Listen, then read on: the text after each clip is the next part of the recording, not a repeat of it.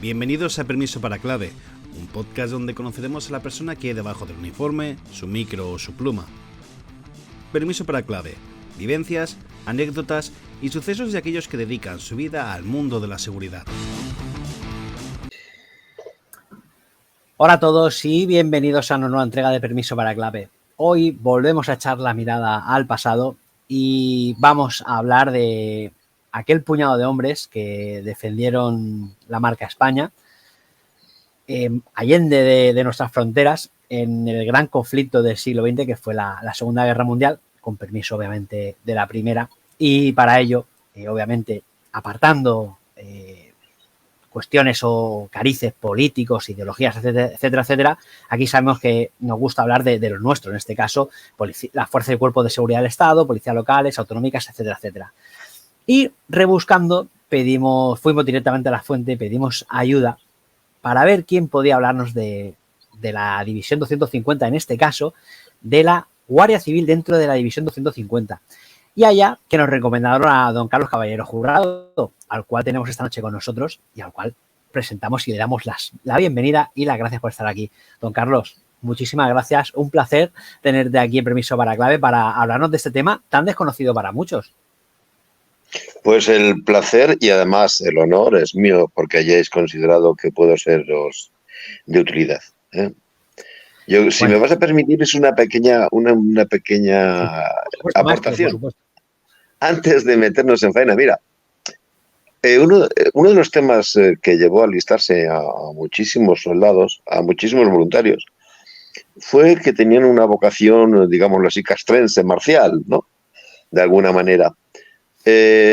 Lo subrayo porque cuando conoces muchos divisionarios y conoces muchas biografías de divisionarios, es increíble la cantidad de ellos que a su vuelta a España ingresaron en la Guardia Civil, ingresaron en la Policía Armada o ingresaron en las distintas fuerzas de seguridad locales, las policías locales, los guardias urbanos. Muchísimos de ellos vieron esta experiencia militar como un paso importante en su formación castrense y algunos se quedaron en el ejército, naturalmente, pero fueron muchísimos los que acabaron recalando en fuerzas y cuerpos de seguridad del Estado. Sí, totalmente. Aparte, recordar a nuestra audiencia, muchos de ellos obviamente jóvenes, de los cuales este tema les puede sonar a chino, que incluso hubo un excedente de cupo de toda la gente que se prestó voluntaria para ir a combatir a Rusia. Bueno, excedente de cupo, unas cifras francamente alucinantes. Prácticamente varía un poco por provincias, pero normalmente no hay menos de 5 aspirantes por cada plaza de las que realmente van a salir integradas. Y en muchas provincias llega a haber solicitudes, digamos que por 10, multiplican por 10 las plazas reales que se pueden ofrecer. Mira, yo vivo en Alicante, ¿no? Y este es un tema que, por ejemplo, aquí lo tenemos muy bien estudiado. En Alicante, en julio del 41, se alistan casi 1.400 personas y de Alicante, voluntarios alistados por la Jefatura de Milicias de Alicante, salen 94. Calcula la diferencia. Pues prácticamente se está moviendo en cifras de oposiciones de hoy día, de tantos aspirantes por plaza. Parece que sea una oposición de hoy en día, la verdad. Sí, francamente. Yo voy a contar una anécdota, si me permites, y es que yo a este señor ya lo conocí hace muchos años porque es una eminencia y da muchas charlas y tenemos la suerte de ser paisanos, y dio una charla sobre el Seminaris, de la cual ya hablaremos en su día, que fue el barco que repatrió a nuestros últimos divisionarios que estuvieron cautivos en Rusia. Pero bueno, vamos a centrarnos, con permiso de don Carlos, en el tema que hoy nos incumbe, que no es otro que la Guardia Civil en la División Azul. Pero, Carlos, vamos a empezar por ahí. ¿Por qué la Guardia Civil en la División 250? Por algo tan evidente. Bueno, para empezar es que en las mismas ordenanzas de la Guardia Civil está el que puede y debe cumplir funciones de policía militar en las unidades del ejército que parten en expedición. Así es que es lo más normal del mundo. Se manda una división de voluntarios a combatir la Frente del Este. En ese organigrama hay una sección de policía militar. Los alemanes tienen una sección de Feldgendarmerie en cada división de infantería. Luego, por lógica, hay que integrar a policías militares españoles. Pero, vamos, en el caso de España, el cuerpo de policía militar prácticamente no existía y quien cumplía esas funciones era la Guardia Civil, desde siempre. Entonces, se va a producir este alistamiento de guardias para esta sección de policía militar adscrita al cuartel general, pero tanto son muchos más. De hecho, cuando se ofrece la posibilidad de alistamiento, la Dirección General de la Guardia Civil responde, y esto, bueno, a veces es un poquito de lugar común, ¿no? Responde que allí son voluntarios todos, ¿no? Bueno, no hay que exagerar, seguro que todos no eran, pero sí que había muchos voluntarios, de tal manera que de la misma Dirección General de la Guardia Civil salen más individuos, más miembros de la Guardia Civil que no van a estar en la sección de policía militar, de Feldgendarmerie, sino que van a ocupar distintos puestos en el Estado Mayor de la división, ¿no? Gente que necesitan que sea de mucha confianza, absolutamente a plena fiabilidad, y entonces, si, por ejemplo, que te digo yo, el jefe de la sección de la cuarta sección del Estado Mayor procedía de la Dirección General de la Guardia Civil, pues se llevó con él, como personal de su total confianza, a varios guardias civiles. No van a servir en la División Azul como tales guardias civiles, van a servir como soldados, o cabos o sargentos, según el caso, ¿no?, de su graduación. Pero son guardias civiles, ¿no? Y repito, hay más guardias civiles que miembros de la Guardia Civil integrados en la sección de policía militar, de Feldgendarmerie. Está bien indicar ese inciso. De hecho, para que tengáis un ejemplo visual, aquí veis detrás de mí a los miembros de la División Azul con sus uniformes característicos de la Feldgendarmerie, que es el collar que portaban, que les identificaban como policía, y el escudo identificativo de una unidad policial, una unidad de policía militar. Y Carlos, ya que estamos en un país de piques sanos, se rumorea las malas lenguas, depende de la fuente que leas, que el caudillo, el dictador Francisco Franco, pues no acabó muy bien por la Guardia Civil porque parece ser que no se sublevó en la medida que él quería al alzamiento nacional contra la República. Y si sabes por qué le surgió esta idea de llevar a la Guardia Civil y, por ejemplo, no llevar a la policía, que también era un cuerpo militar, recordemos, hasta hace bien pocos años. Sí, bueno, es que hay una diferencia, ¿eh? La policía, en este momento la Policía Armada, es un estaba en cuerpo, pañales todavía. Exactamente, es que estaba en pañales, ¿eh? Es un cuerpo que estaba literalmente en pañales, aún balbuceando, casi definiendo su estructura. Va a haber policías armadas que sean miembros de la División Azul, ¿eh? Va a haber policías armadas que además se hace constar en su documentación que sirvan en la División Azul, pero todo el componente de policía militar va a ser siempre aportado por la Guardia Civil. Porque a esta sección original, que está desplegada en el frente, en las inmediaciones de la línea de acción de la división, se van a añadir fuerzas, de hecho, aún mayores, muchos más importantes en efectivos humanos, para jalonar la ruta. La división estaba operando, pues eso, a 5.000 kilómetros de España, y en cuanto entra en acción, bueno, se produce un flujo constante de gente que viene desde Rusia a España y gente que parte desde España a Rusia. Eso es un flujo que va a ser constante. Gente que va en comisión de servicio, gente que va en expediciones para cubrir bajas, gente que vuelve por ser baja, gente, etcétera, etcétera, etcétera. ¿Y qué es lo que pasa? Bueno, pues que son españoles que normalmente no tienen ni idea, ni qué decir tiene, ni de polaco, ni de letón, ni de lituano, ni de ruso, ni de alemán y ni de francés. Entonces, para ellos el viaje podría convertirse en una auténtica odisea. ¿Qué se hace entonces? Escalonar a lo largo de todas las estaciones de tren importantes por donde esté previsto el paso de españoles, elementos de la Guardia Civil que forman pequeños puestos de la Guardia Civil, son puestos de la Guardia Civil, que van a encauzar todo ese tráfico, pero realmente inmenso de personas. Repito, cuando tú tienes 15.000 hombres, 18.000 en algún momento, desplegados a 4.000 kilómetros de casa, sabes que prácticamente cada día de existencia de la División Azul hay gente que está saliendo desde Rusia para España y desde España para Rusia. Te podría dar... sí, es un flujo constante. Hay un flujo, digamos, muy importante, que es lo que llamamos los batallones en marcha, ¿no?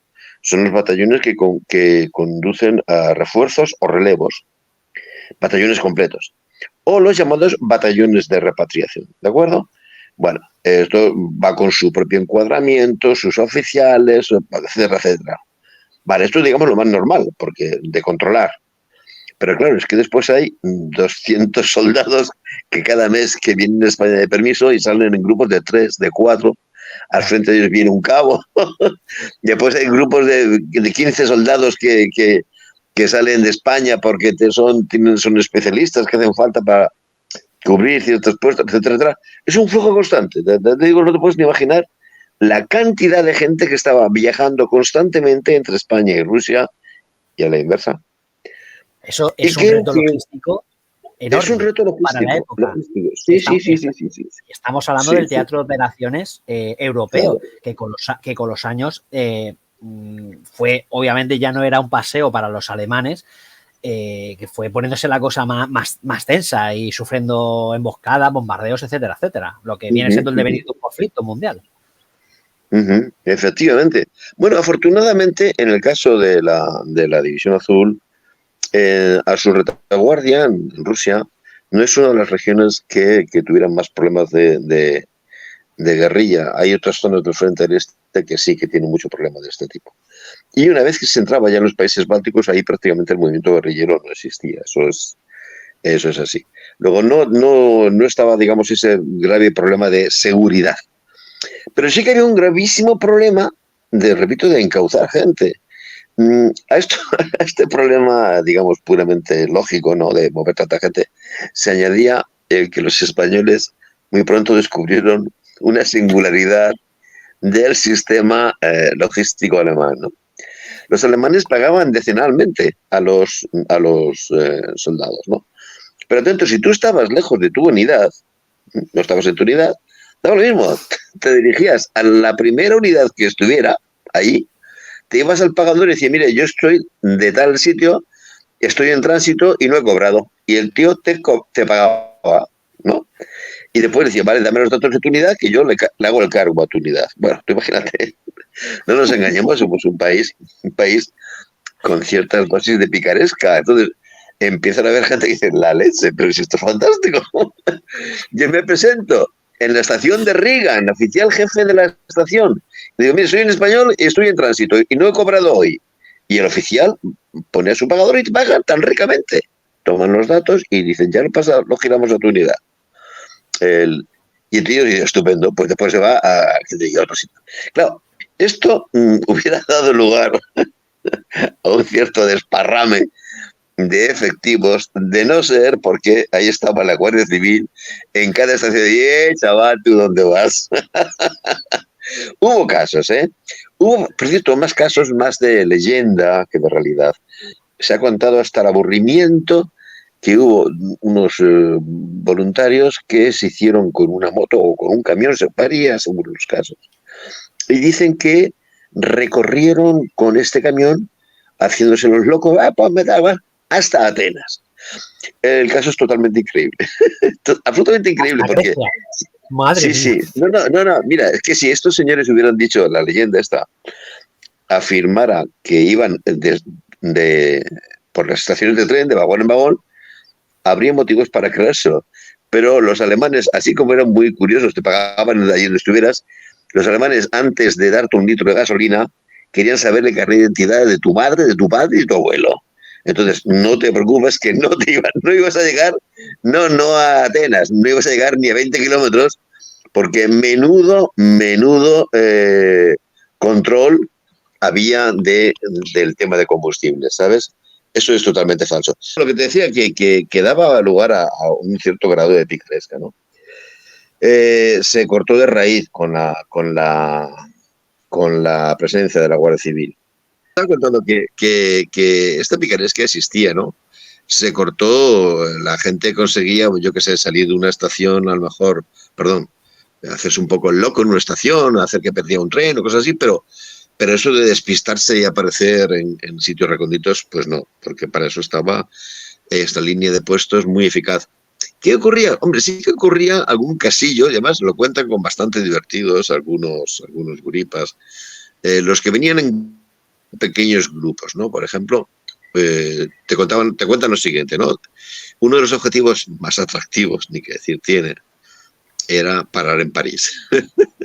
París tenía un atractivo especial y había que hacer un transbordo. El tren que llegaba desde Alemania, tienes que ir a otra estación y coger un tren que saliera hacia España, ¿correcto? Bueno, pues tú llegabas en el tren que venías de Alemania y te ibas a la estación, creo que era la de Austerlitz, ya no hagas mucho caso, la que salían los trenes hacia España. ¿Y qué hacías allí? Bueno, los guripas se lo iban contando unos a otros. Mira, tú te montas en el tren, de todas las cosas, porque ahí está la pareja de la Guardia Civil que está mirándote, ¿no? Y tú te montas en el tren tan ricamente y te vas a tu asiento. Dice, pero es una estación muy grande, y además el andén está en curva. De tal manera que como el tren va muy despacito, porque claro, aún está dentro de la estación, tú esperas al final del andén que ya está en curva y que no te ven y saltas desde el vagón, ¿no? Desde el tren y te pierdes. Tú, bueno, ¿y qué hacían en París? Vuelvo a decirte que es que los alemanes eran extremadamente bien pensados y su sistema funcionaba, permitía una cierta picaresca. Tú te ibas a lo que se llamaba, en cada ciudad de Europa había de ellos, y en algunas ciudades grandes había varios. Te ibas a los llamados Soldatenheim, el hogar del soldado. Daba lo mismo la unidad a la que pertenecieras, exactamente lo mismo. Tú llegabas allí con tu uniforme y con tu personal Ausweis y te daban de comer, y te daban de cenar, y te alojabas. ¿De acuerdo? Bueno, es más, podías ir a los Soldatenkino, a los cines para soldados, que había también en todas las ciudades, etcétera. Bueno, te pasabas el día. Lo único que te recomendaba, la picaresca propia de los guripas, es que, hombre, no te dejaras ver por los Soldatenheim a cualquier hora del día. Lo mejor era ir por la noche a cenar y a acostarse, ¿no? Porque si te pasabas ahí, por ejemplo, todo el día, inevitablemente iba a aparecer la pareja de la Guardia Civil y decir, ¿y tú qué coño haces aquí? Y te iban a mandar corriendo de vuelta a España, ¿no? Pero sí, esta picaresca hubo.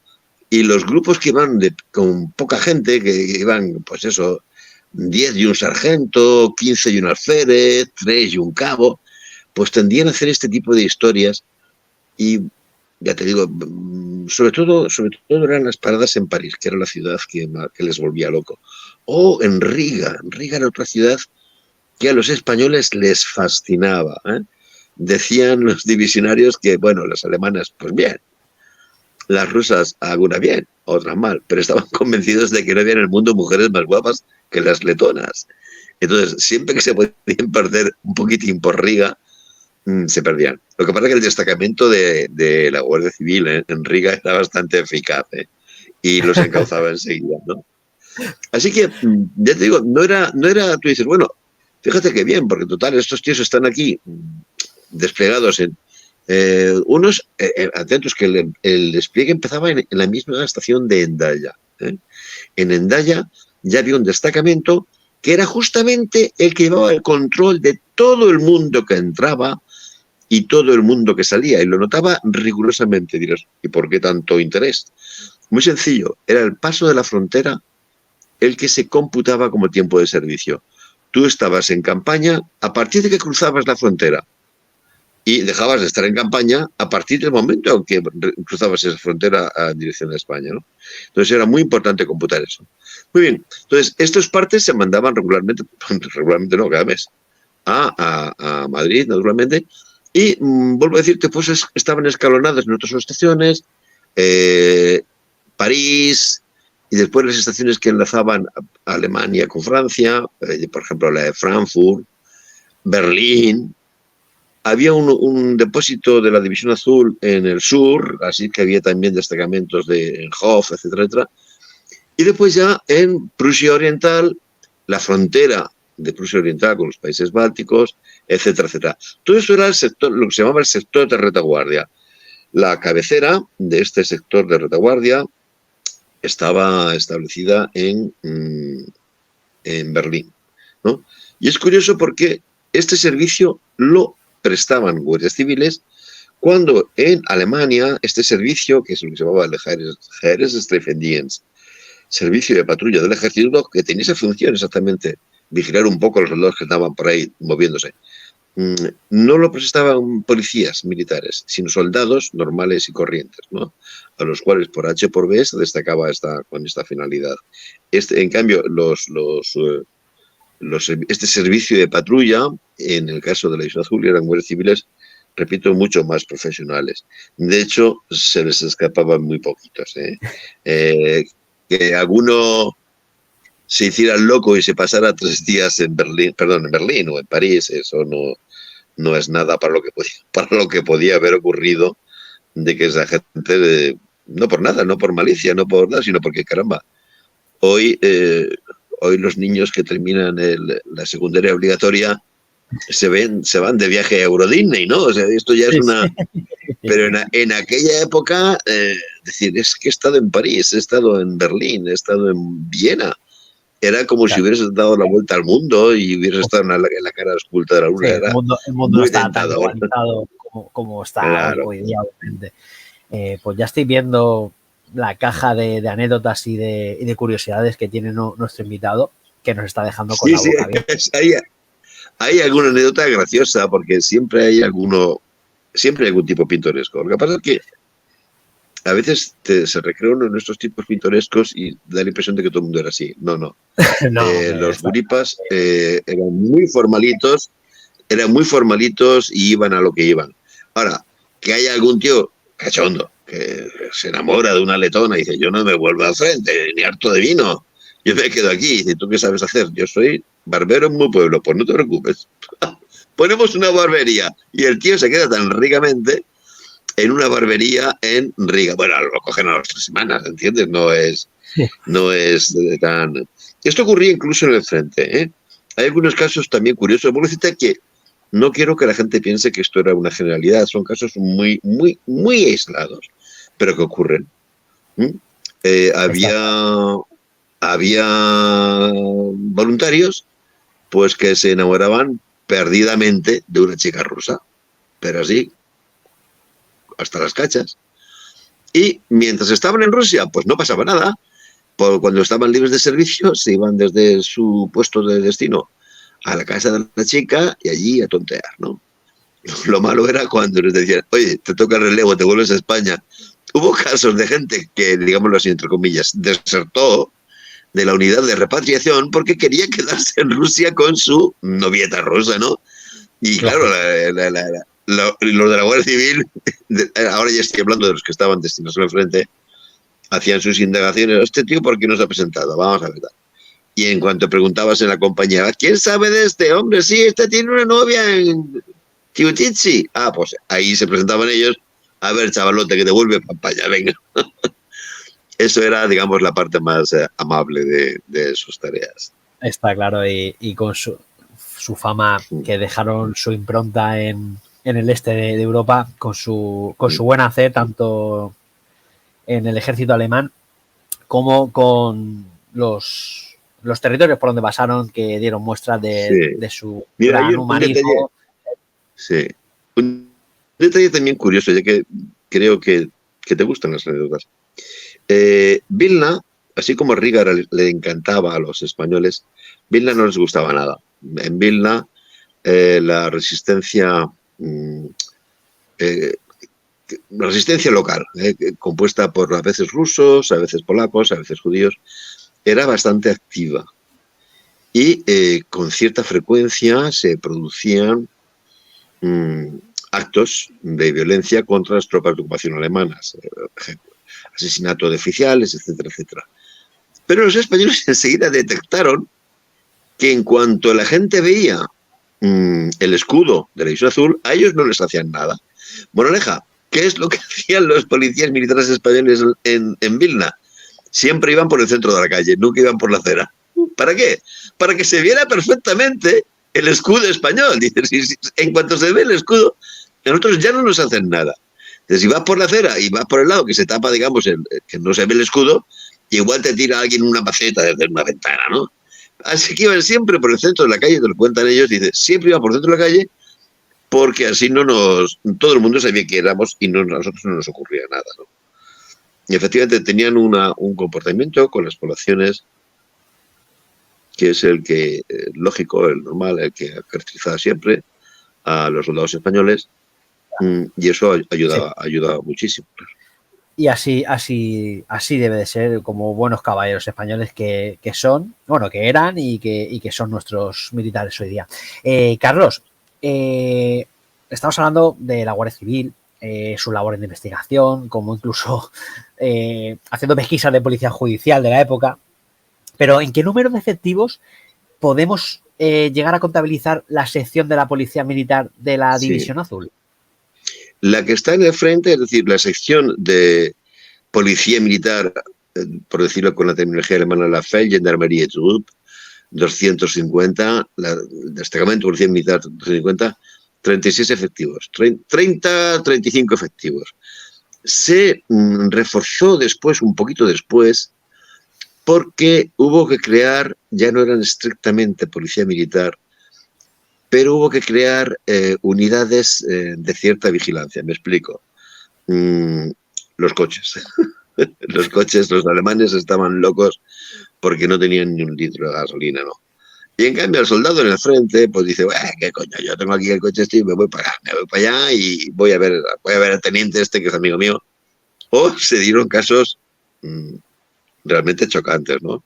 Pese a que las órdenes sobre el consumo de combustibles eran estrictas y lo que se facilitaba a cada unidad era una cantidad muy modesta, ocurrieron cosas como la que te voy a contar.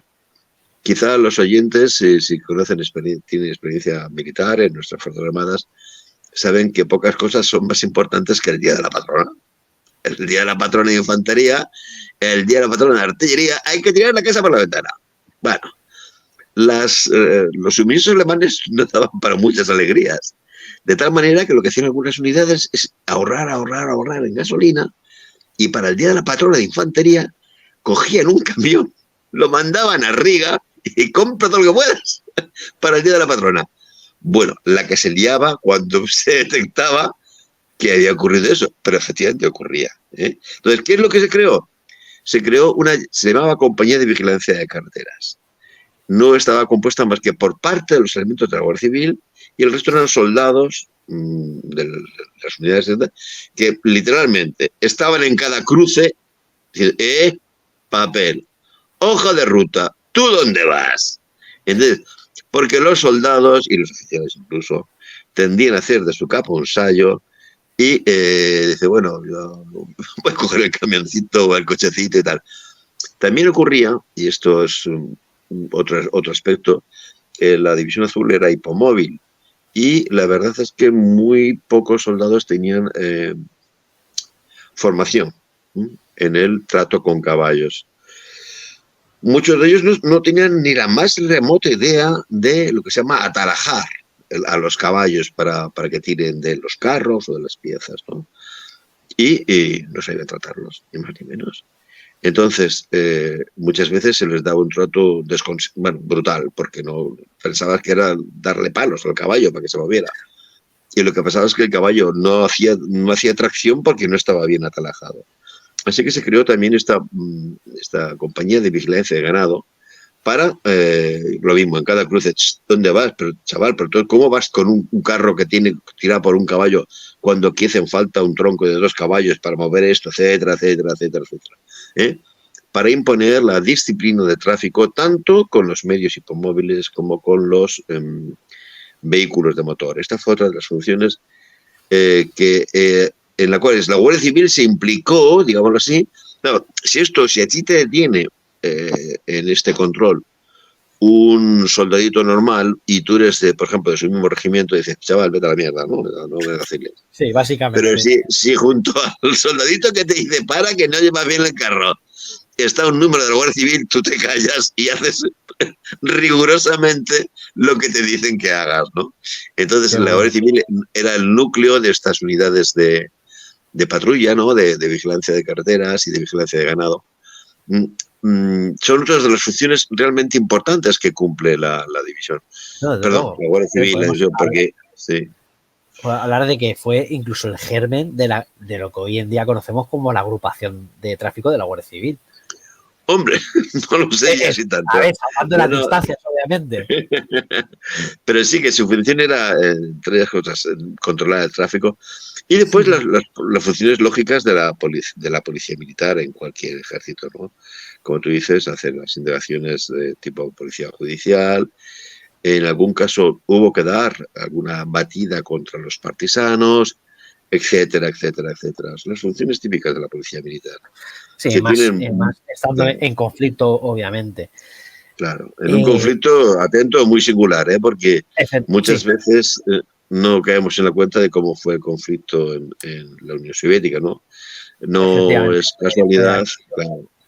No es casualidad que el libro, quizá el libro más famoso global, de los libros globales, sobre este conflicto, en inglés, creo que está también publicado ya en español, se llama Cuando chocan los titanes. Es decir, es un conflicto entre dos ejércitos titánicos, el Ejército Rojo y la Wehrmacht. Entonces, una serie de batallas y una serie de conflictos tremendos, ¿no? Más el clima, más la distancia, más la diferencia cultural. Esto es un problema gordísimo. Y mantener la operatividad de la fuerza desplegada allí tiene varios secretos, ¿no?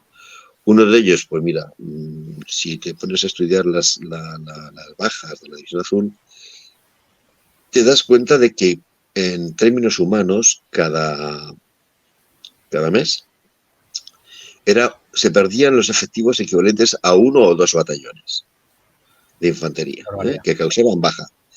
Dice, bueno, pues entonces seguro esto a los 3 meses ya no queda División Azul. Sí que quedaba División Azul. ¿Por qué? Porque los servicios sanitarios eran tan eficaces que de esos 2 batallones que causaban baja, recuperaban a batallón y medio. Más el medio batallón restante que llegaba por los batallones de repartición, se cubrían. Los relevos. Entonces, aquí estamos en lo mismo. Uno de los factores que no se ven, pero que hacen que la fuerza siga teniendo esa plena capacidad operativa, es la presencia de una policía militar eficaz, que va a evitar problemas como este de que estábamos hablando, del mal uso de los medios de transporte, del mal uso de los vehículos hipomóviles, o de la picaresca que todo buen soldado tiende a asumir como una especie de característica inherente a la profesión de soldado. Bueno, yo estoy aquí en el frente pegando tiros y pasándolo fatal, tengo que permitirme algún lujo en forma de picaresca. Está claro.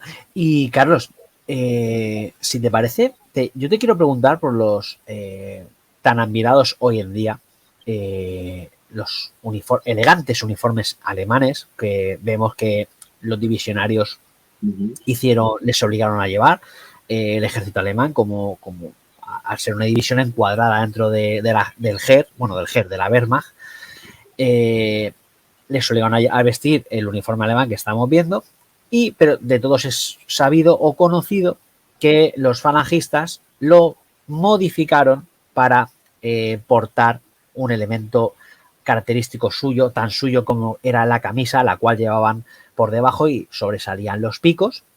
Y mi pregunta es, ¿la Guardia Civil, como Feldgendarmerie, portó algún elemento típico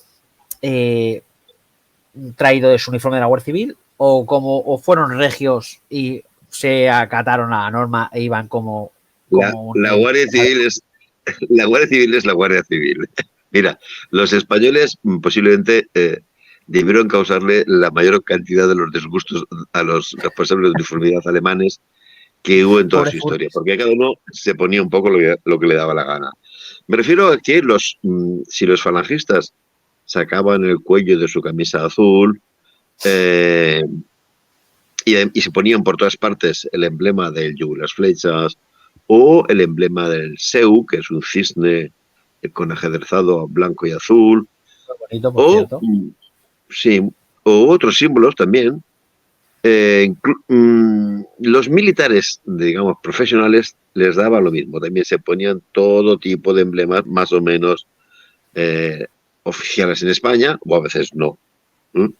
Eh, y te los ves, yo no sé, cuando los oficiales alemanes vieran, ¿qué digo yo? A un señor con el rosetón este de oficial profesor de una academia militar, y este tío, ¿qué hace con un huevo frito puesto ahí encima del uniforme nuestro, no?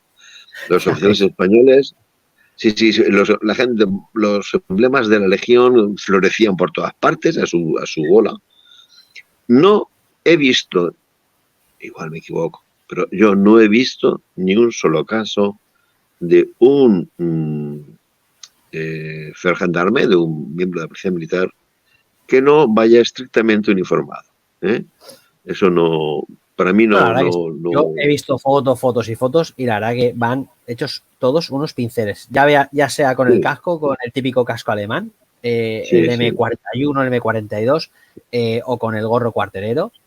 Todos van impolutos con sus divisas, Sí. su collar y la verdad que no hay ningún elemento que les distinga de un policía militar alemán al uso de uno No. de la Guardia Civil de la 250. Igual mañana sale una foto y nos desmienta a todos, pero Sí, sí. desde luego, en lo que yo llevo visto, no. Claro, esa es Y una de las funciones por las cuales se envía a Guardia Civil y no a otra gente, ¿no? Es precisamente porque se sabe que esta gente va a cumplir estrictamente, ¿no? no, está claro. Carlos, cuando nuestros primeros contingentes llegaron a Alemania a hacer la fase de instrucción, tanto extraña, vamos a decirlo, a ver, voy a intentar decirlo bien, a Grafenwörth, creo que se dice así, que los metieron Grafenborg, viniendo sí. de una guerra civil como venían militares profesionales, los meten a hacer una instrucción pues para desquiciarlos más si cabe. Y claro, pero mientras que el grueso de la fuerza estaba allí instruyéndose en las nuevas técnicas y normas del ejército alemán, nuestros muchachos de la Guardia Civil, ¿en qué empleaban su tiempo libre? Bueno, tiempo libre o tiempo de servicio. ¿A vigilar que ninguno se escapase? Eh, en vigilancia de contingente. En el campamento de Grafenberg, el tiempo de instrucción debería haber sido más largo, porque es cierto que había muchísimos veteranos de la guerra civil, pero el armamento y las tácticas alemanas eran tan distintas a las españolas, que hasta hubiera sido más conveniente que estuvieran más tiempo.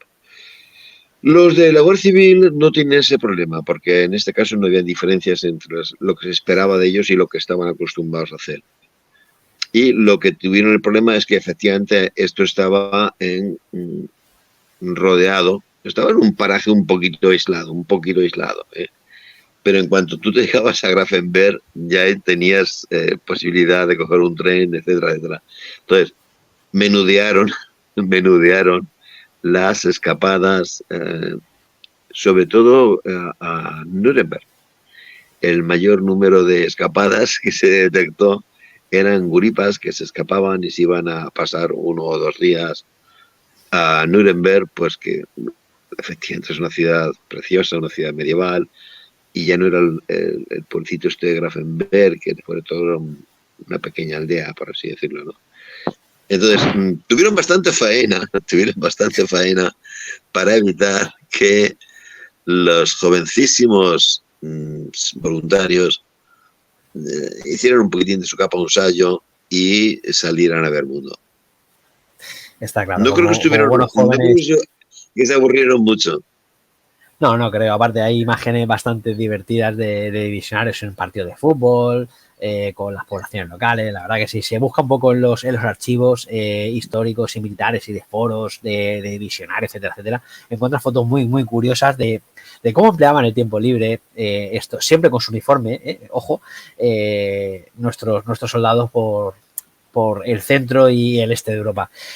Carlos, ya has deslizado anteriormente que cuando tuvieron que dar el do de pecho, a nuestra policía militar, a nuestra Guardia Civil, se la tuvo que utilizar como fusileros por las circunstancias y la cantidad de bajas que llegó a tener cierta fase del conflicto nuestra División Azul. ¿Cómo se batieron el cobre los picoletos en el frente?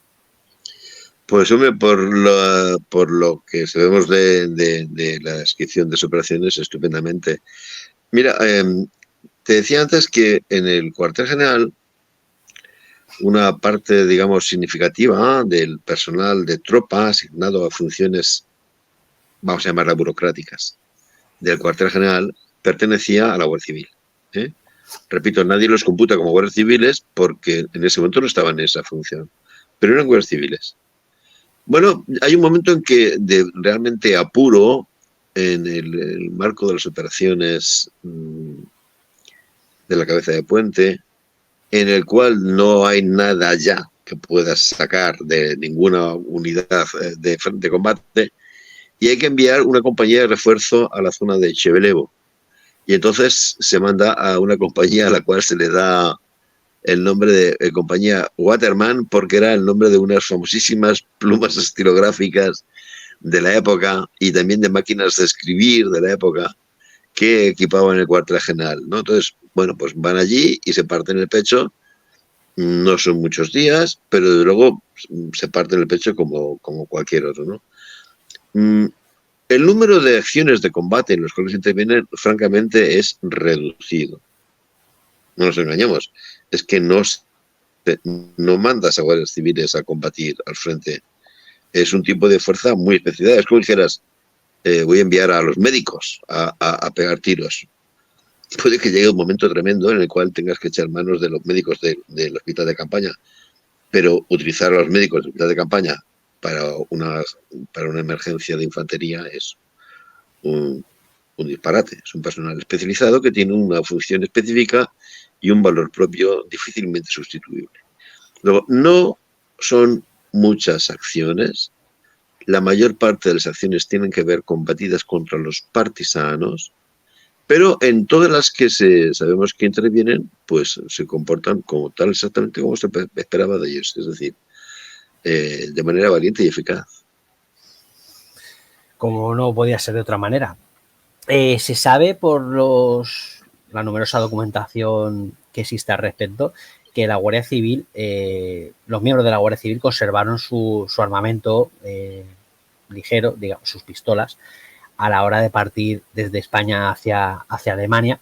Pero, ¿sabes, Carlos, aparte de sus armas cortas, con qué tipo de armamento se desempeñó la Guardia Civil en sus funciones en campaña? Sí, efectivamente es un caso curioso porque de todo el contingente que sale de España, son los únicos que van armados, armas cortas. Porque en su función de policía militar, igual se encontraban en la tesitura de tener que hacer fuego.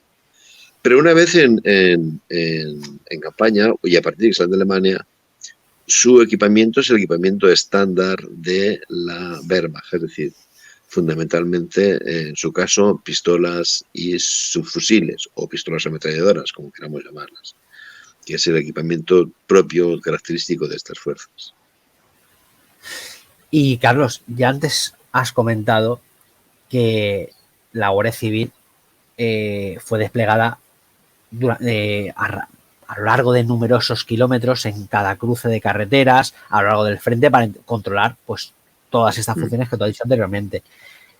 Por este motivo, a mí me surge la duda. ¿Se llegó a plantear el Estado Mayor alemán, o el español en este caso, el dotar de vehículos a nuestros, por lo menos ya no hacer una división, digamos, motorizada a la división 250, que sabemos que, como has comentado antes, era una división hipomóvil, pero específicamente a la Guardia Civil de dotarles de los famosos, pondremos imágenes para que la gente enseguida los relacione, pues los Kugelwagen, los Horch, los Zundap, para moverse en ese trecho de kilómetros que tenían que cubrir. Uy, va a ser que no. No, va a ser que no. Mira, es que lo del nivel de motorización tan escuálido del ejército alemán, a la gente le cuesta entenderlo. Claro, como uno va y se fija en los documentales, en los noticiarios, y ahí todo el mundo lleva un Panzer encima, o debajo, me han dicho. Nada que ver con la realidad. Los alemanes prácticamente andaban todo el rato a pie o con los caballitos. Y la verdad es que dice, bueno, pero es joder, una industria automovilística como la alemana. Bueno, si es que daba lo mismo, no podías tener más vehículos por una sencilla razón. Lo que no tenías era combustible. Podías haber fabricado 50.000 camiones más. ¿Y qué? Si no tenías combustible. Es decir, el gran problema de la Wehrmacht no es que no pueda conseguir más camiones o más coches o más motos. Es que lo que no puede conseguir es más combustible. Entonces, no. Las imágenes es muy tentador poner ahí unos de la Feldgendarmerie montados en una gendarmería española, me refiero, montados en un Kugelwagen, pero no le des más vuelta, no lo dudo. Quizá estamos hablando demasiado sin que darle una visión general al oyente. Al conflicto. De cuál era el despliegue. Había como, digámoslo así, 3 escalones, ¿no? Un escalón que es el que está en primera línea, que está en la inmediata retaguardia del frente. ¿De acuerdo? Esta es la sección de policía militar de la división. ¿Vale? Pero el soldado que sale con destino a retaguardia tiene que salir de lo que es el territorio ruso, que era territorio soviético antes del 79, e ingresar en lo que era territorio de los países bálticos, ¿de acuerdo? Ahí el movimiento estaba controlado, focalizado en una serie de grandes estaciones por las cuales había que pasar obligatoriamente. Esta es la segunda línea que forma la gente de la Guardia Civil. De hecho, se le llama la línea de Pleskau. Pleskau es el nombre alemán para la ciudad de Pskov. Está al sur del lago Peipus y es la ciudad que históricamente marca los confines entre Rusia y los países bálticos. Entonces, no solamente en Pskov o Pleskau, que le llaman los alemanes, sino cubriendo lo que se llama esa línea de Pleskau, hay una segunda serie de puestos de la Guardia Civil. Pero son básicamente estáticos, es decir, están en las estaciones. Están en las estaciones cumpliendo esa función. Y después está ya esa línea, que no es una línea, digámoslo así, vertical, no sé si me explico bien, sino una línea alargada, que es la que va desde Pleskau, pasando por Riga y Vilna, por Königsberg, por Berlín, por París, hasta la frontera, ¿no? Esas son las, digamos, 3 elementos del despliegue de la Guardia Civil. La línea, el cordón umbilical que une España con el frente, la zona, la llamada línea de Pleskau, que son varios puestos de la Guardia Civil. Hay uno en Tartu, otro en... no recuerdo los nombres, porque son todos nombres tan eslavos que me hago un poco un lío, ¿no? Que es la zona que marca los límites entre la zona de ocupación rusa y la zona de ocupación en Rusia y los países bálticos. Y después está la línea que está operando en el frente, ¿no? Entonces, ¿qué es lo que ocurre si se informa, por ejemplo, de que hay un español que por H o por B ha aparecido, ¿qué te digo?, en Dunaburg, en Daugavpils, que le dicen los letones? ¿Tienes que ir a por ellos? No, te lo traen los alemanes.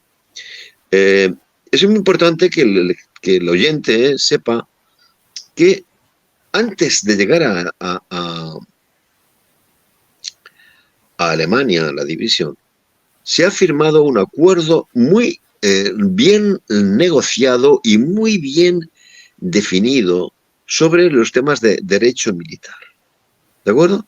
Entonces queda clarísimo en ese acuerdo que bajo ningún concepto pueden los alemanes detener y juzgar a soldados españoles de la División Azul. Onda. Bueno, si lo pueden detener, que te digo yo, si te pillen infraganti, pues haciendo cualquier barbaridad. Lógico, sí. Pero inmediatamente que te detengan, tienen que salir corriendo y entregarlo en el primer puesto español que encuentren. ¿De acuerdo? No pueden ni detenerlo, ni mucho menos juzgarlo y, por supuesto, condenarlo, ¿no? Hay algunos pobres infelices que han visto demasiadas películas y que narran de la presencia de agentes de la Gestapo que vienen a detener a soldados de la División Azul. Bueno, dices, cuando oyes esto, dices, ya, este tío ya acaba de demostrarme que no sabe absolutamente nada.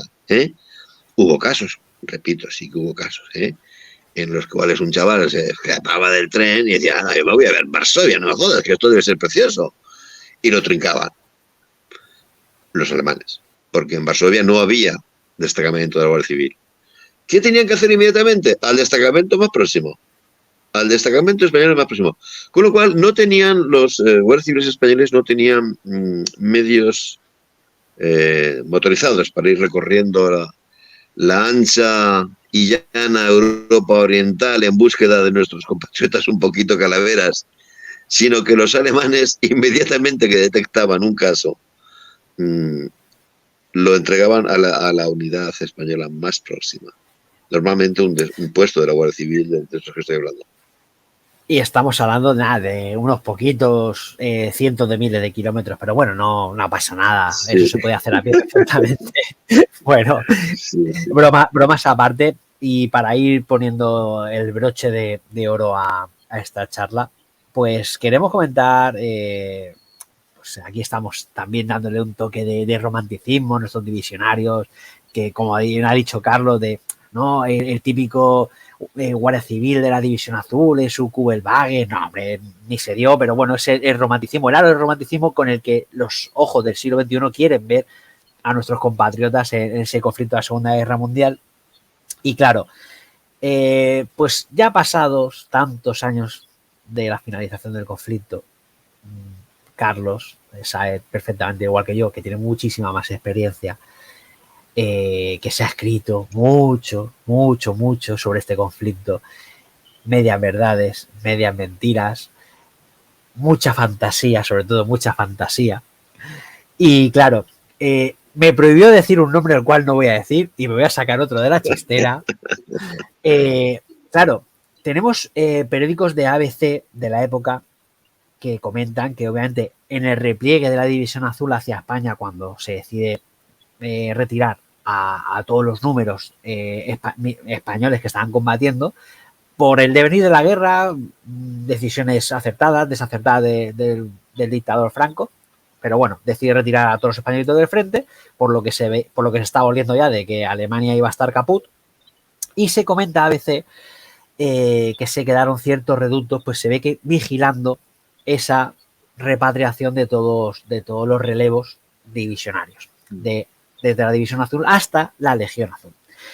Y bueno, pues una persona que escribió un libro, pero no lo voy a nombrar porque es el acuerdo al cual he llegado con Carlos, pero bueno, hay otro sargento, el cual es muy elegante y hemos hablado de él, el sargento Batet Moro, si no me equivoco, que bueno, sí. Él decide que dice, bueno, y ese sí que lo podemos cerciorar porque lo vemos con un uniforme de las Waffen-SS que se quiere quedar a pelear por ideales o por lo que sea hasta la misma batalla de Berlín.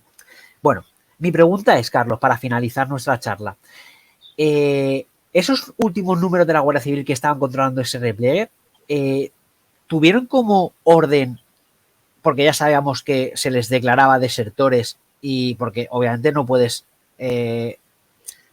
agarrar las armas en un ejército extranjero siendo español sin el permiso de tu país, porque es delito?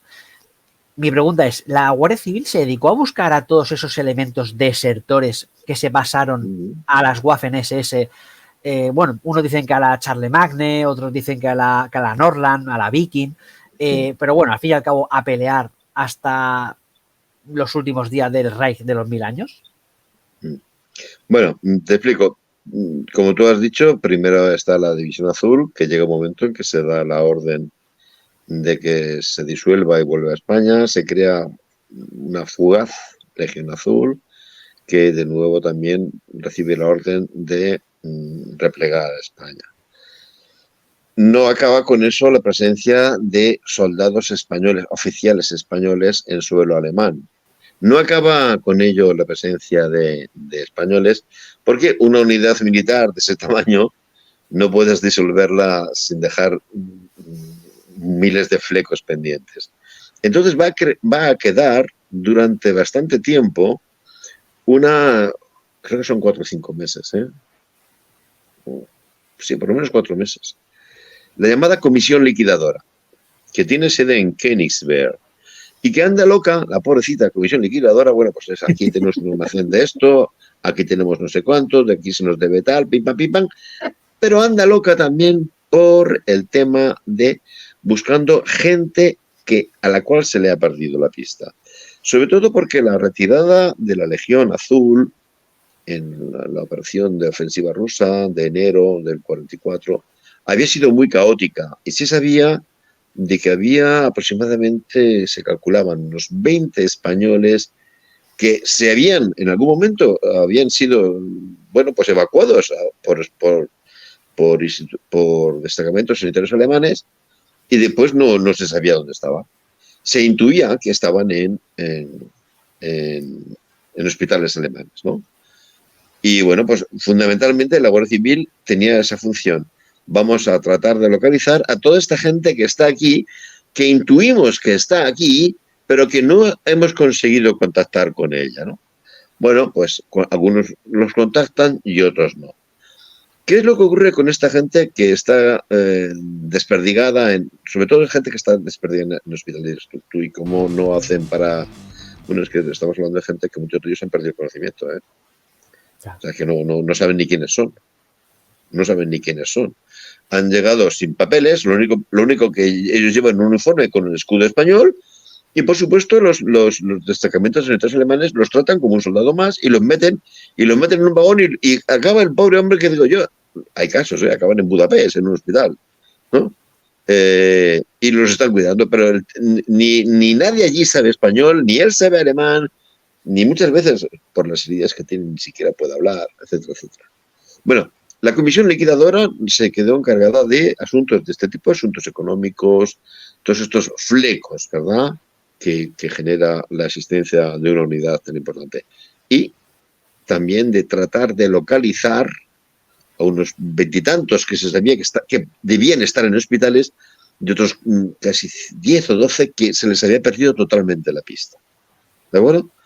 Ahora, los que se alistan ya de manera deliberada en la Wehrmacht o en las Waffen-SS, a partir de la retirada de la División Azul, lo último que van a hacer es...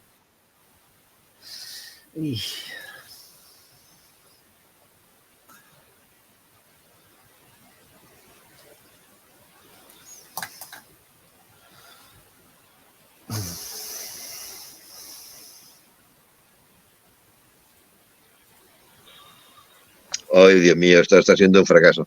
Bueno, repito, lo último que van a hacer estos señores que han decidido que quieren seguir la lucha es acercarse a uno de los guardias civiles de esta comisión liquidadora, porque sabe que lo va a detener. Ni más ni menos. Ni más ni menos. Bueno, ni más ni menos. Pues, porque tenían... Entonces no va a haber contacto entre esta gente. Algunos de estos, cuando deciden, dicen, uy, madre mía, el lío en el que he metido, yo quiero volverme a casa en realidad. Lo que hacen es dirigirse al consulado.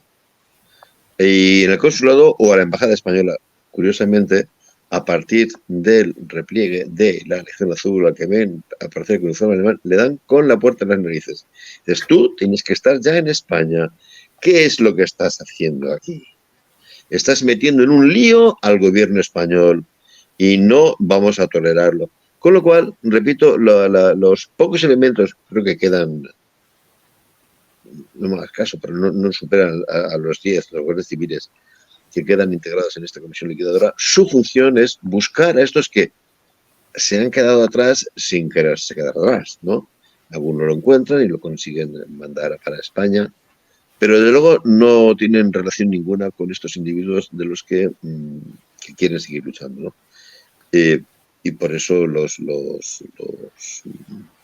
mismos alemanes procuran que no tengan contacto, hacen lo posible porque no tengan contacto, porque temen, claro, que, bueno, después de todo, pueden decir, joder, si es que realmente mi papel está ahora en España y lo mejor que puedo hacer es irme a España. Así que los mismos alemanes que controlan este tipo de unidades, les llamamos las unidades clandestinas, se toman las molestias para alejarlos de la zona donde puede haber contacto con españoles. Al principio, la unidad donde se va a agrupar a los españoles que quieren alistarse clandestinamente es en Stablak. Stablak estaba al sur, muy cerca de Königsberg, y en Königsberg era donde tenía su sede justamente la comisión liquidadora de la División Azul y de la Legión Azul, ¿vale? ¿Qué hacen en cuanto tienen un cierto contingente de españoles? Los sacan de Stablak y los mandan a Solbachtal en el Tirol, lejísimos de la posibilidad más remota de encontrarse con algún, digamos, representante oficial español. Bueno, pues ya vemos cuál fue el final del trabajo, de la misión dada, misión cumplida a nuestra Guardia Civil hasta los últimos días, si no me equivoco, de mes de abril, mayo del 44, cuando se retiró formalmente a la Legión Azul de territorio alemán y por ende del conflicto mundial. Pues pero, ya lo he visto. Quiero, si me permites, hacer una pequeña... Carlos. Que honre mucho a la Guardia Civil el hecho de que nunca haya renegado de estos hombres. Hay otras unidades, otros cuerpos del ejército que se hacen los locos con la historia de División Azul. No es el caso de la Guardia Civil. La Guardia Civil, recuerdo, creo que fue el primero que escribió de una manera muy clara y muy documentada sobre ellos. Es un general, se llama Aguado, de primer apellido. Ya no me acuerdo del segundo apellido, lo lamento muchísimo. Pero es una historia de la Guardia Civil oficial, institucional. El general Aguado... perdona por el despiste. Y narra muy bien todo esto que te he dicho. Pero a día de hoy, además, hay un coronel de la Guardia Civil que, aparte de tener una hoja de servicios brillantísima en el cuerpo, que por cierto ha participado en misiones de la Guardia como policía militar en el extranjero, aparte de eso, es uno de los más competentes historiadores de la Guardia Civil que yo conozca, el coronel Jesús Narciso Núñez Calvo, y que tiene publicados trabajos sobre la Guardia Civil en el Sur Azul, buenos no, buenísimos, francamente insuperables, no hay forma de estar por encima de esos trabajos, ¿no? Y a los cuales remito al oyente que este tema le interese, porque va a aprender mucho más que conmigo. Y repito, honra a la Guardia Civil mucho, es decir, no, porque otros cuerpos del ejército parece como que a tapar esto un poquitín. Hoy en día se sabe perfectamente que gente de toda condición, de toda ideología, fue a luchar a Rusia por unos motivos o por otros, y de los cuales pues es historia, y la historia está para aprenderla, no repetir y no caer en los errores cometidos, y sobre todo para aprender de ella. Y nos remitimos a toda la bibliografía que ha comentado Carlos, para todo aquel que quiera saber más de la División Azul, en especial de la Guardia Civil en la División Azul, tema del cual hemos hablado en esta entrega de Permiso para Clave. Maestro Carlos Caballero Jurado, ha sido un honor. Con tu permiso te vamos a atracar una o dos veces más para seguir hablando de la Guardia Civil, que sabemos que tienes el permiso que tienes que tener y los conocimientos para poder hablar de historia de la Guardia Civil, pues en lugares tan españoles como ha sido nuestra Guinea y en otros sitios que tenemos preparados, los cuales creemos que van a ser de interés para todos nuestros espectadores. Y a los que estéis por Alicante o alrededores, pues yo sinceramente os recomiendo que si este señor, este señor, ahora sí, da una charla, os acerquéis porque ya veis que es un pozo sin fondo de sabiduría, sobre todo de anécdotas, y sobre todo vais a aprender muchísimo de cada una de sus charlas. Carlos Caballero Jurado, un placer, un honor y muchísimas gracias por haber pasado por los micrófonos de Permiso para Clave. Un honor para mí y muchísimas gracias. Hasta la próxima, maestro. Gracias.